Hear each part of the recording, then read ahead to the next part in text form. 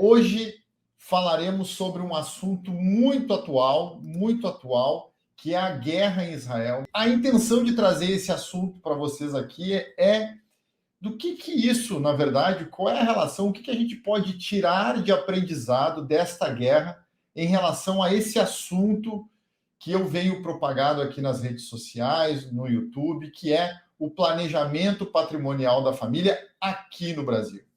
Hoje falaremos sobre isso para que possamos, de alguma forma, tirar lição disso tudo que está acontecendo, sem necessariamente estarmos no meio disso. Primeira coisa, antes de mais nada, né, eu queria fazer uma breve apresentação minha para aqueles que não me conhecem. Eu me chamo Oswaldo José Catena Júnior, sou advogado, especializado em planejamento patrimonial da família e resido em Porto Alegre, mas tenho atuação em todo o território nacional, inclusive fora do país, atendo alguns clientes fora do país, atendendo sobre a questão de planejamento patrimonial, proteção patrimonial. Isso é que eu tenho dedicado a minha carreira nos últimos anos a fazer. E o que o planejamento patrimonial ele interessa a todos que possuem patrimônio? É justamente fazer em vida o planejamento da sucessão do seu patrimônio e também fazer a proteção dele em vida de eventuais questões que acabam acontecendo em nossa vida e especialmente e que esse não é um risco, esse é uma certeza, se nada fizermos, que é o problema do inventário. A minha atividade, o meu objetivo é evitar que o problema do inventário chegue na vida das pessoas, na vida das famílias, né? Um problema esse que pode consumir entre 20% até 40% de um valor atualizado de um patrimônio construído ao longo de uma vida. E pensando em dar esse tipo de conhecimento é que eu venho dedicando a minha carreira nos últimos anos a dar esse tipo de informação, a trabalhar para as pessoas que desejam fazer isso, desejam evitar que esse problema aconteça na vida de suas famílias. Então eu venho falando desse assunto nas minhas redes sociais para justamente te dar informação. A todos aqueles que procuram uma informação sobre a questão, para as pessoas que ainda pensam que o inventário é obrigatório na vida delas ou na vida dos seus filhos, eu venho justamente utilizando as minhas redes sociais para dizer que não, que justamente isso não é obrigatório, que você consegue evitar que isso aconteça, mas tomando essa decisão em vida. Porque depois que nós não estivermos mais aqui, se nós nada fizermos, os nossos filhos, sim, terão que fazer um inventário para acessar todo esse patrimônio que nós construímos ao longo de uma vida. Então eu gostaria de pedir para vocês aqui, antes de começar o nosso assunto, para que vocês deem um like no vídeo, se inscrevam no nosso canal, encaminhem esse vídeo para as pessoas que vocês acham que possam se interessar pelo tema, pelo assunto que eu me proponho aqui a passar por vocês, e para que isso, não vai estar me ajudando, vai estar ajudando as pessoas que procuram a esse assunto a ter acesso de uma forma mais fácil ao conteúdo que a gente propaga aqui, tá bem? Esse assunto da guerra é um assunto atual. Como eu falei, as imagens e as informações que nos chegam é muito chocante, Ou seja, até uma semana atrás não se falava nada disso. Aqui no Brasil nós não sabíamos de nada, ou seja, a vida das pessoas lá em Israel, na região de Israel, estava acontecendo normalmente como está acontecendo a nossa aqui. E de uma hora para outra, uma guerra essa que é decorrente de uma disputa territorial de séculos e séculos e séculos, veio assim, veio como um estalar de dedos e acabou provocando uma alteração total da vida das pessoas que lá estavam, Gerando, qual é o efeito desta guerra na prática? Gerando insegurança patrimonial, insegurança física, psicológica e também familiar, As guerras, elas causam isso, elas causam uma destruição de tudo que está na volta, pessoal, familiar, patrimonial. Então, esse ambiente instável e inseguro causa efeitos no patrimônio de uma família. É lógico, eu não estou aqui diminuindo o efeito, tá? E nem estou aqui, importante falar, essa live não busca dizer quem tem razão, A ou B ou C, né? Isso é uma questão particular e eu não tenho nem condições de falar sobre isso com vocês. O que eu gostaria de pautar aqui é justamente o fato de um evento imprevisto pela maioria das pessoas influenciar diretamente na vida, no futuro de uma pessoa, no futuro de uma família. É isso que nós nos propusemos aqui, tendo como mote e contextualizando para nós, né? Para nós, em razão de que esse assunto hoje é muito atual, contextualizando e nos fazendo perceber o quão frágeis estamos em relação à nossa vida, ao nosso patrimônio e à nossa família, caso não façamos nada em relação a eles, caso nós não nos preocupemos em realizar um planejamento, uma proteção em relação a todas essas questões que são muito importantes na nossa vida. O que é, né? O que é a guerra? Prometo ser muito breve aqui em relação a esse assunto, porque a ideia é justa mais despertar em vocês o interesse do que nós, né, estamos sujeitos, tendo como mote a guerra. E a guerra em Israel, né, ela está sendo pauta hoje em dia, mas essa guerra ela tem um motivo, e esse motivo é território. Território, ou seja, né, judeus e palestinos, e aí tem os grupos desses povos, estão brigando por território. E essa briga territorial, essa luta territorial, ela remonta a séculos antes de Cristo, né?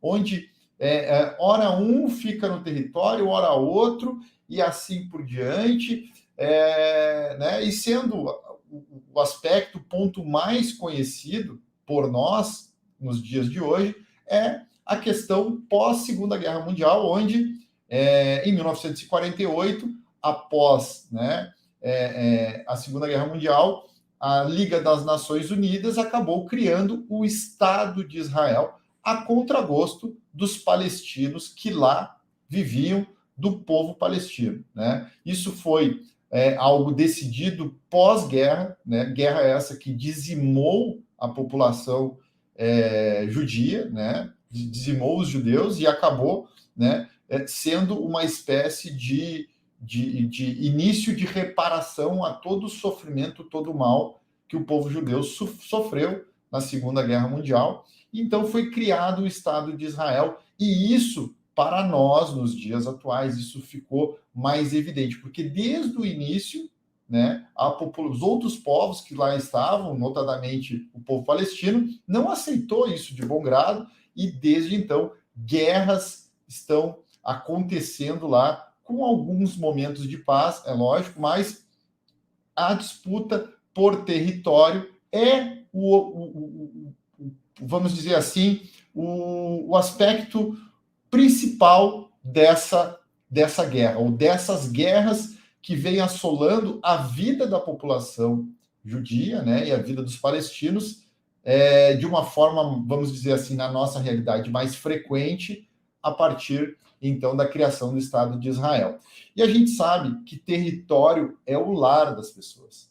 Território é o patrimônio das pessoas, é a identidade das pessoas. E isso, realmente, isso é muito importante, né? Cada um com os seus motivos, as suas razões, mas o fato é que território é patrimônio e é uma briga por patrimônio, uma briga pelo lar das pessoas, pelo lar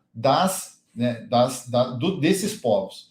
E o resultado dessas guerras nada mais é do que morte, destruição, né? Morte de pessoas, destruição de famílias, perda patrimonial muito relevante, muito relevante, né? A história nos mostra isso.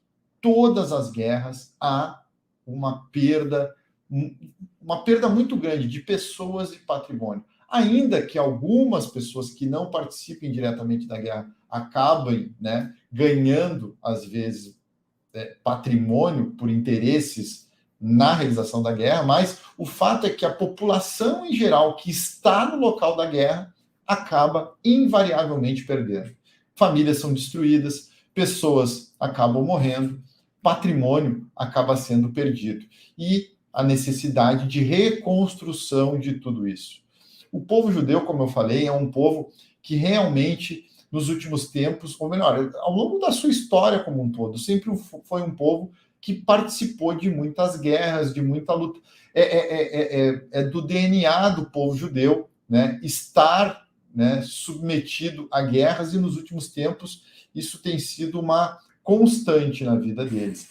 E, né, apesar deles estarem acostumados, esse efeito, ele não é diferente para os judeus. Então, o efeito de perda patrimonial, de perda familiar, destruição familiar e perda de entes queridos, isso é uma realidade do povo judeu, né? E isso, né, isso ficou ainda mais caracterizado na Segunda Guerra Mundial, onde a população judia foi dizimada a ponto de até hoje, pasmem vocês, não sei se vocês tinham acesso a esses dados, mas eu fui pesquisar o assunto e realmente a população judia hoje, ela é inferior ao que era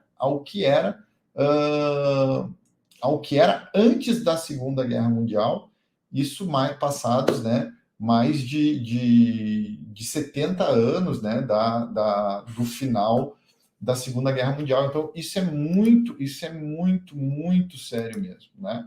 Mas a verdade é que a população judia ela foi se restabelecendo ao longo do tempo, do ponto de vista patrimonial, a ponto de nós, né, todos aqui, e digam para mim se eu estou falando bobagem ou não, mas me digam aqui se vocês já ouviram falar que os judeus têm boa relação com o dinheiro, com a riqueza, com a prosperidade, né? E vejam só, um povo tão sofrido, um povo acostumado com guerras e que passa por muitas guerras, tem a fama de ter prosperidade patrimonial, prosperidade financeira, e isso é uma boa fama que os judeus carregam com eles, apesar de todos os problemas, né, que os judeus acabam vivendo ao longo de suas gerações por conta dessa disputa territorial. Me digam aqui se vocês já escutaram, né, dessa boa fama dos judeus em relação ao dinheiro,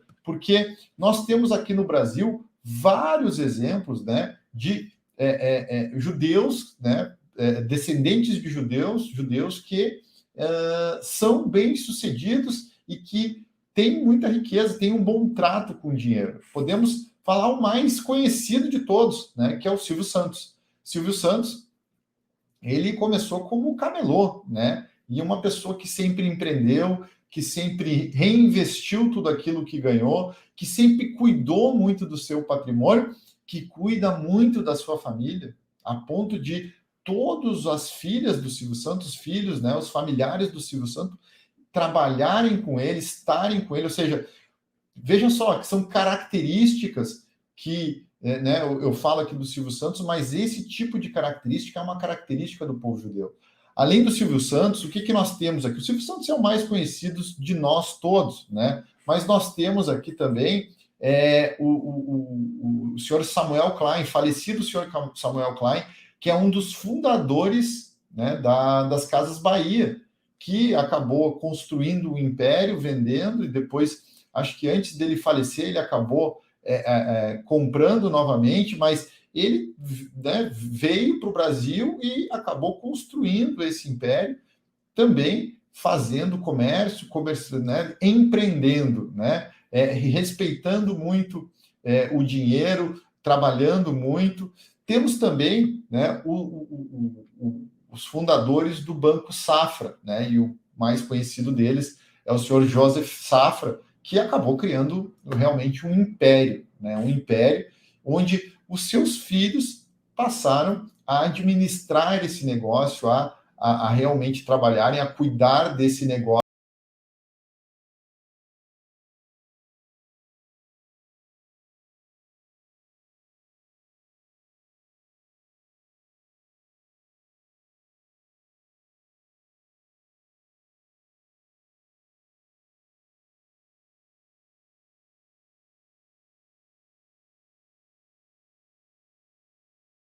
não são questões particulares disso, são realmente uma constante que nós temos exemplos, inclusive no exterior, a exemplo, né, do fundador do Facebook, né, o Zuckerberg, ele também é judeu. Então temos outros vários exemplos aí de prosperidade que realmente comprova essa boa fama dos judeus em relação à prosperidade, ao dinheiro, a realmente ter um patrimônio familiar muito considerável, um sucesso com dinheiro, né? E então, gente, o que eu trago aqui a vocês? Poxa, eu trago aqui uma questão, diante disso tudo que a gente está falando, uma reflexão, né? Poxa, por que, de fato, afinal, uma população, um povo, né, que está acostumado a gerações e gerações, eu acho que não teve uma geração, né, do povo judeu que não passou por uma guerra, uma nação, né, um povo acostumado com guerra, e ainda assim ter prosperidade, ter uma boa fama de prosperidade com o dinheiro, com o patrimônio. Que características, afinal, essa população tem? O que envolve isso? E o que a gente pode aprender com esse tipo de características? A ideia aqui não é achar que fulano é do bem, fulano é do mal, ciclano está com a razão, beltrano está com a razão. Não, não é isso. É nós nos valermos de um exemplo ou de situações que podem beneficiar a nós aqui, brasileiros no Brasil, que não estamos passando por guerra nenhuma, mas o que nós podemos, né, aprender, proteger o nosso patrimônio, proteger a nossa família, a ponto de fazer com que nenhum, ou melhor, que mesmo que aconteça algum risco, algum problema em nossas vidas, que este risco, este problema, nos atinja de uma forma que não coloque em risco a perda daquele patrimônio, aquele patrimônio que é da família, que pertence à família, que você tanto sua, que você tanto trabalha, que você tanto se priva de algumas coisas, justamente para construir esse patrimônio, para que, num estalar de dedos, assim como uma guerra, assim como um evento morte, tudo isso não esteja sujeito à ruína, à perda, à dilapidação, a um consumo, né, por conta deste evento. E é pensando nesse tipo de exemplo que o povo judeu nos traz, é que eu trago aqui a reflexão, porque, afinal, que características eles têm que nós podemos, de repente, nos dar conta e replicar para a proteção do nosso patrimônio, para a proteção da nossa família. E uma das questões que, na verdade, não é uma questão, são várias características que a gente acaba vendo que o povo judeu ele traz, né, para que ele tenha esse sucesso em relação à administração do seu patrimônio. Um deles já diz respeito à própria religião, porque diferentemente de outras religiões, né, o judaísmo ele prega que o dinheiro ele não é pecado. Não é pecado ter dinheiro. Aliás, muito pelo contrário. É pecado tratar mal o dinheiro e não reconhecer o dinheiro em nossas vidas como uma bênção de vida, como uma oportunidade realmente de Deus, né? Então, eles, como é um povo que tem muito respeito pela religião, eles trazem isso arraigado desde o berço, né? A necessidade de respeito ao dinheiro, de considerar o dinheiro como uma benção.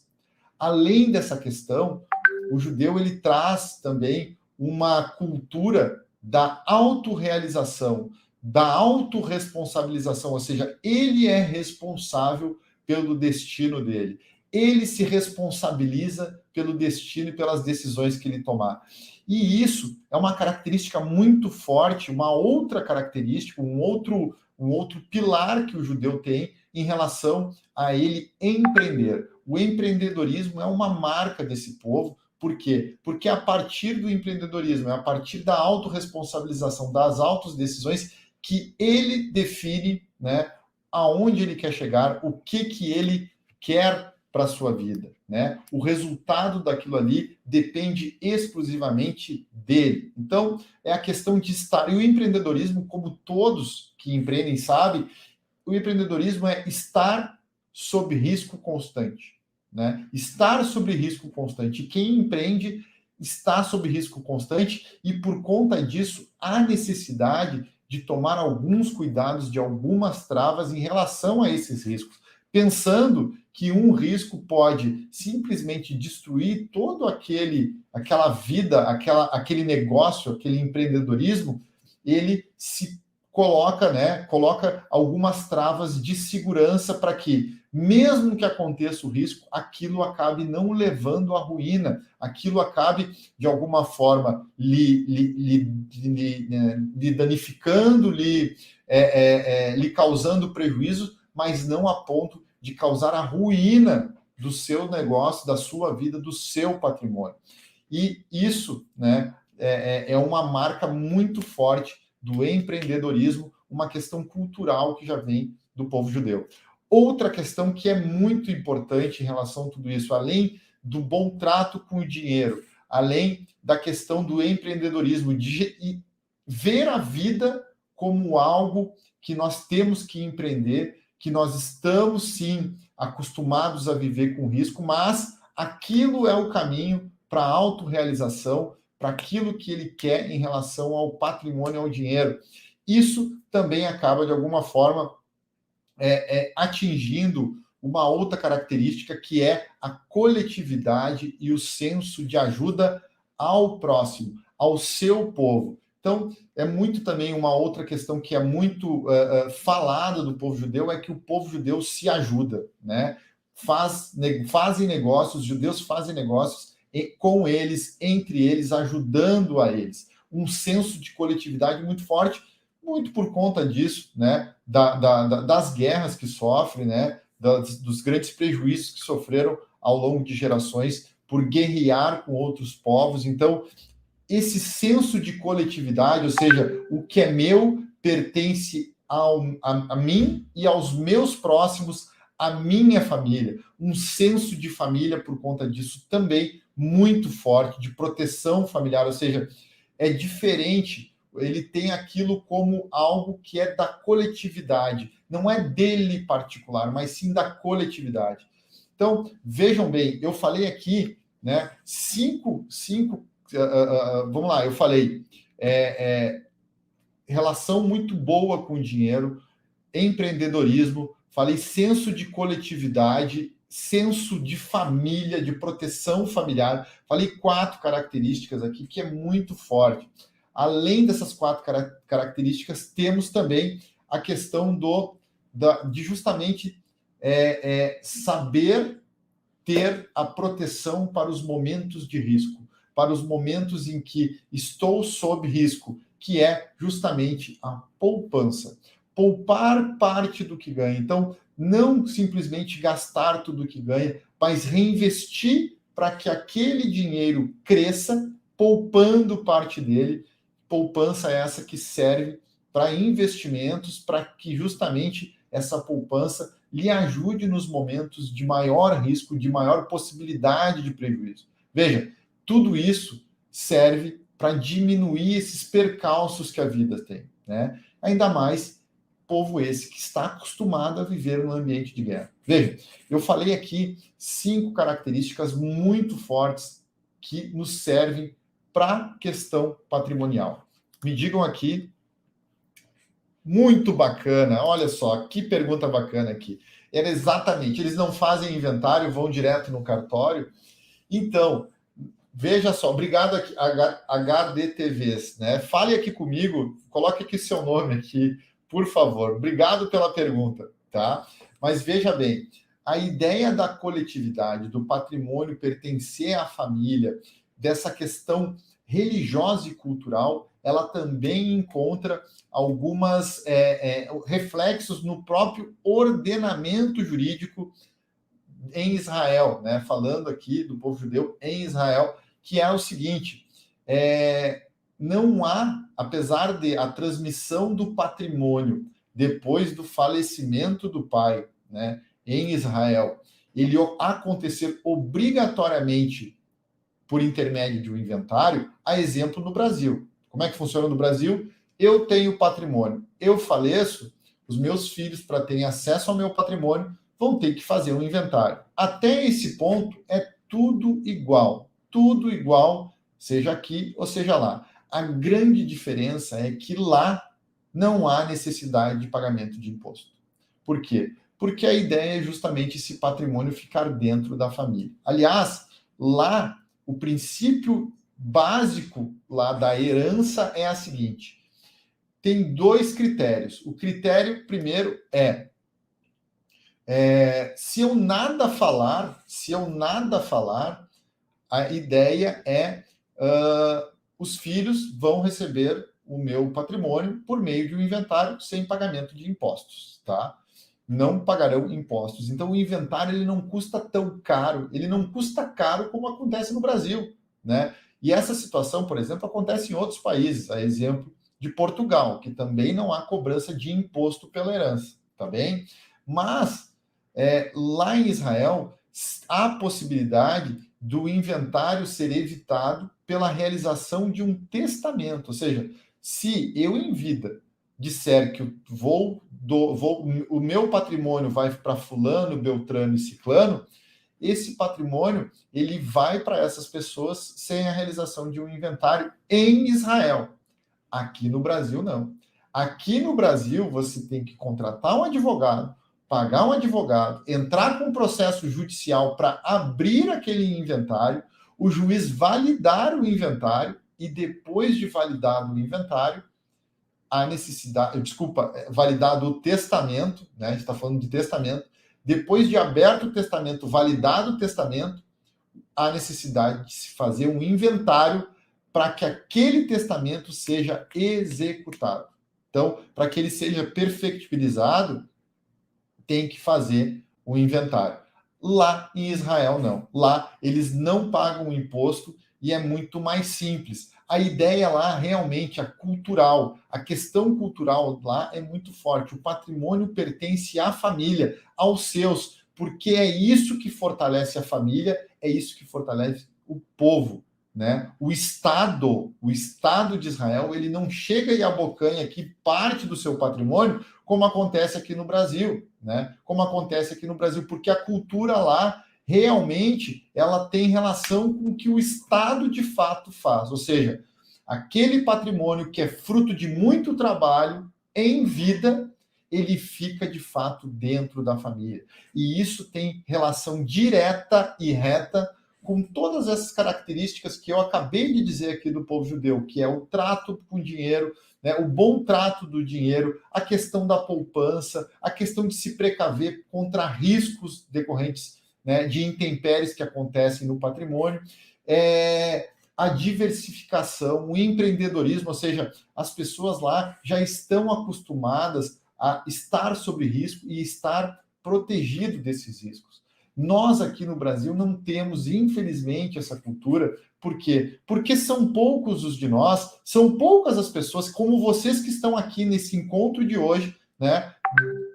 Destinando o tempo de vocês para conhecer um planejamento patrimonial familiar, para que as famílias de vocês não tenham que estar passando pelo problema do inventário. Então, realmente, nós brasileiros, nós não temos essa cultura de... Nós somos muito trabalhadores, a maioria de nós trabalha muito para angariar um patrimônio, para deixar algo para os filhos, mas a gente não se preocupa com a gestão desse patrimônio, com a administração do patrimônio. Nós nem sabemos os riscos, às vezes, que esse nosso patrimônio está submetido, porque, pasmem vocês, se você aqui, que está aqui agora, é um empresário, é um produtor rural, né? É um médico, é um engenheiro, um policial, um juiz, alguém que exerce alguma atividade de alto risco, fique sabendo que o seu patrimônio está sob risco constante da sua atividade empresarial, da sua atividade profissional, da atividade que leva comida à sua mesa. Por quê? Qualquer problema que você tenha nos seus negócios, isso pode refletir no seu patrimônio pessoal. E isso, né? Oswaldo, eu sou aposentado, já não tenho mais esse risco. Ok, mas há um outro risco que nós todos, se nada fizermos em vida, o nosso patrimônio e a nossa família, não é que esse risco ele pode acontecer se nada fizermos. Não, ele vai acontecer. E o risco que eu quero falar aqui é o risco do inventário, risco esse que pode consumir o seu patrimônio, o meu patrimônio, o meu não, porque eu já fiz o meu planejamento patrimonial, mas o seu patrimônio em 20 até 40% do valor atualizado do seu patrimônio por conta da realização do inventário. O que eu quero deixar aqui para vocês de ideia, de dividir um pensamento com vocês, é realmente tirar uma lição desta guerra em relação ao planejamento patrimonial da sua família, do seu patrimônio, das pessoas que você ama. Por quê? Porque nós estamos vendo de uma hora para outra acontecer um evento inesperado, guerra, né? Mas esse povo ele já está acostumado, apesar de vai haver, infelizmente, vai haver muita perda de vidas, perda de patrimônio, perda de famílias, né? E isso é muito triste. E isso, né?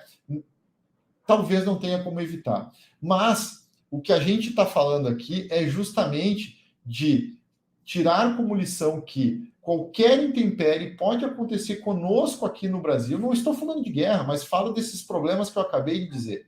E que nós não estamos, ou podemos não estar preparados para tudo isso, né? De forma a não só prejudicar a gente. Porque muitos de nós falam assim, não, comigo está tudo bem.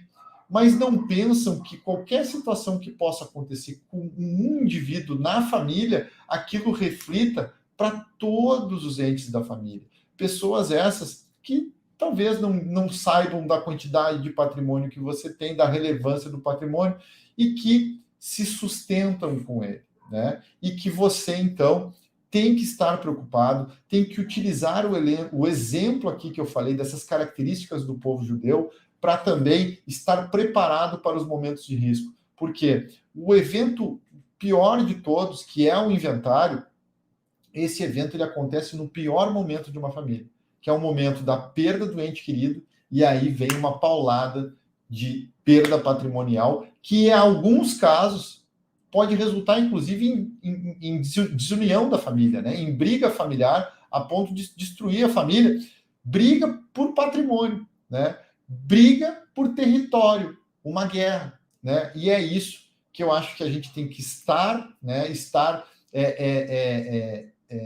Ligados, considerar esse tipo de situação para justamente evitar que isso aconteça. Por quê? Porque enquanto o dono do patrimônio está aqui, ele pode dirimir esse conflito, ele pode evitar com que esse risco aconteça.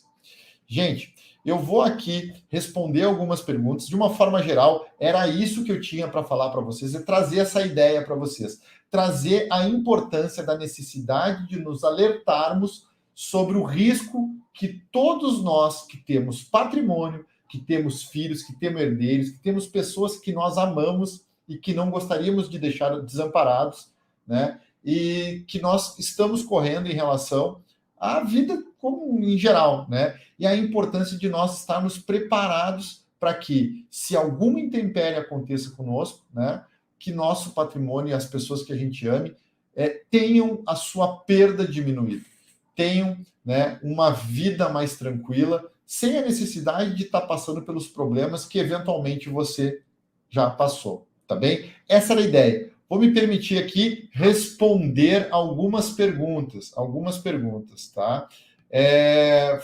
Vamos lá. Fui direto do cartório e me falaram que preciso de um advogado e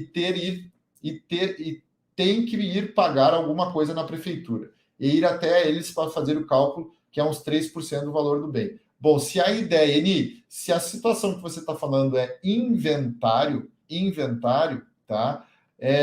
Você tem que, se está todo mundo de acordo na família, se está todo mundo certo, você vai no cartório e faz um inventário extrajudicial. Você vai ter que pagar lá o imposto do inventário. Se for no Rio Grande do Sul, esse imposto pode chegar até 6%, tá bem? 6%. Se for uma casa, vai depender do valor desse patrimônio. Mas você sim vai precisar de um advogado e dependendo do valor do seu patrimônio, você vai poder pagar até 6% do valor do bem conforme a avaliação que a Secretaria da Fazenda vir a fazer, tá bem? Você, como herdeira, você pode, sim, iniciar esse inventário, tá bom? Aqui, ó, a Beth. Aqui o governo tem que abocanhar o vil metal de todas as formas cada vez mais. Isso é verdade, Beth. Realmente, hoje, né? Hoje não, desde sempre, aqui no Brasil, o custo do inventário é muito alto e o de imposto é maior ainda e querem aumentar ainda mais. Querem aumentar ainda mais. Isso vai ser pauta de uma outra live nossa que nós faremos antes do nosso seminário, prometo a vocês. Doutor Oswaldo, mesmo meu pai deixando para uso e frutos do nome dos 4 filhos, tem que fazer inventário? Flávio, na verdade, quando você está falando, você está mencionando aqui a questão da doação do pai para os filhos com reserva de usufruto para eles. É isso que você está falando. Então, o pai vai doar a vocês com reserva de usufruto. Bom, isso pode evitar o inventário do pai, mas não evita o inventário dos filhos. E os filhos podem falecer antes dos pais, né? Não é o comum, não é o habitual, mas se você vai pagar imposto para fazer a doação e esse imposto não é barato, dependendo do local, ele é o mesmo valor do imposto do inventário. Aqui no Rio Grande do Sul há uma diferença. O limite é de até 6 para o inventário e de até 4 para a doação. Há uma diferença, mas ainda assim é muito caro pagar 4% para não eliminar o inventário de uma vez por toda da vida da família, né? E isso é possível de ser feito, mas com a doação do jeito que você está mencionando, você pode não evitar que o inventário aconteça na vida da família. Além disso, o pai vai perder a propriedade desse patrimônio. Você, pai, que doa um patrimônio para um filho, você perde o direito de propriedade. Se você quiser vender, você não vai poder, apesar de você, com o usufruto, poder utilizar aquele bem. Mas vender você não vai. Trocar você não vai. Quem define tudo isso é quem recebe o bem em doação, o novo proprietário, geralmente, quando ocorre de pai para filho, o filho, tá bem? Gente, eu acho que é isso. Eu acho que é isso, né? Eni, na verdade, tudo vira inventário. Bom, Eni, se você, né? A regra geral é, se nós temos patrimônio no nosso nome, no CPF, e, né, nós viermos a falecer, os nossos filhos vão ter que fazer inventário para ter acesso a esse patrimônio. Mas isso, apesar de ser regra geral, é regra geral para quem tem patrimônio no seu CPF, né? Tem muitas famílias, a exemplo desses que eu falei, esses né, nobres judeus aqui que acabaram tendo sucesso aqui no Brasil, Silvio Santos, Samuel Klein, o Joseph Safra, pessoas que acabaram justamente replicando o que faziam nos seus negócios, institucionalizando o patrimônio dentro da família. Essas pessoas, elas propiciaram a sua família, fizeram um planejamento patrimonial de forma que as suas famílias não vivenciaram ou não vivenciarão o inventário. Gente, obrigado. Foi demais a participação de vocês e tenham um bom descanso e até uma próxima. Um grande abraço a todos vocês, fiquem com Deus e bom descanso. Até mais.